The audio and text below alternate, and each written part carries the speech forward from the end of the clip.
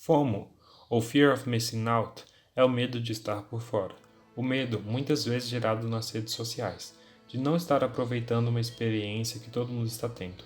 Já o hype é o exagero, a ênfase em algo ou algum produto.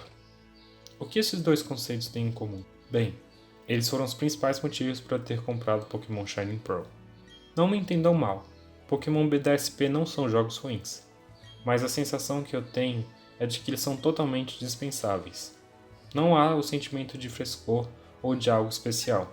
Não estamos revisitando Sinnoh por outros olhos. É a mesma coisa de 2006, só que em 3D e HD. Mas é a mesma estética, a mesma perspectiva. E isso não é necessariamente negativo, só é algo que me desapontou.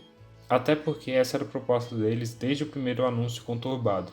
Estes seriam remakes fiéis. Portanto, acredito que ninguém comprou desavisado. Houveram algumas mudanças, sutis, mas houveram. Então a questão que fica é: o que deveria permanecer e o que deveria ser alterado para que revisitar Sinnoh realmente valesse a pena?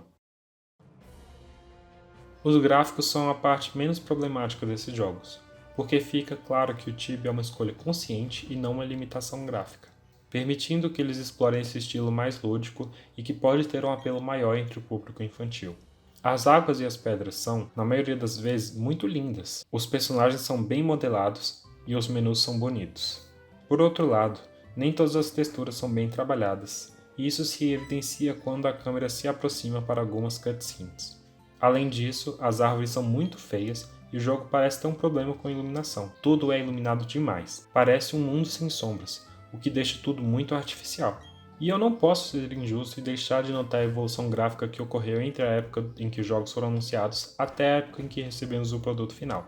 Imaginem o que a Yoka seria capaz se tivesse mais tempo para polir esse jogo.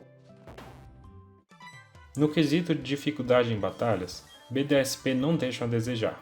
Durante a jornada, as batalhas de ginásio são fáceis, porém, a Elite 4 e a campeã são um digno desafio, e o pós-game é ainda mais desafiador. Fora das batalhas, a história é outra. Os puzzles do ginásio são muito fáceis, e ter acesso às HMs sem ter que ensiná-los aos seus Pokémon e poder acessar as boxes a qualquer momento facilitam muito a jornada. Somando isso ao XP Share, que não pode ser desligado de forma alguma, o jogo é bem facilitado. Felizmente, as rotas continuam grandes e com muito espaço para exploração, tirando um pouco a sensação de linearidade claustrofóbica e falsa amplitude dos jogos mais recentes da franquia. Ademais, o pós-game é extenso e divertido, prolongando a vida útil dos jogos. As novas mecânicas como o Grand Underground, a customização e os Pokémons te seguindo são muito bem-vindas, porém, a maioria delas demora um tempo significativo para serem desbloqueadas, acabando um pouco com a animação de começar uma nova aventura. A customização é muito limitada, não é possível combinar peças de conjuntos diferentes. Também, alguns Pokémon que te seguem não são nem animados, sem mencionar o problema crônico da escala dos monstrinhos em relação ao personagem e aos cenários.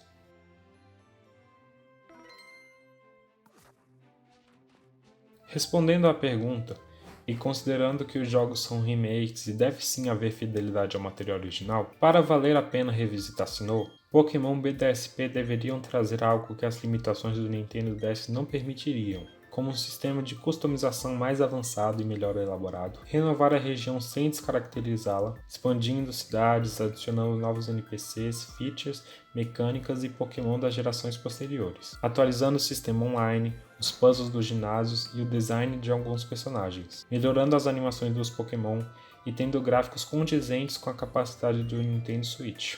E não, o chibi não é um problema quando é uma escolha estilística e coerentemente aplicada em todo o jogo. Por exemplo, é muito estranho existir um modelo 3D para o personagem no Overworld e um modelo apenas para as batalhas. Parecem dois jogos diferentes, e eu realmente acredito que isso acontecia nas primeiras gerações por conta das limitações técnicas dos consoles antigos.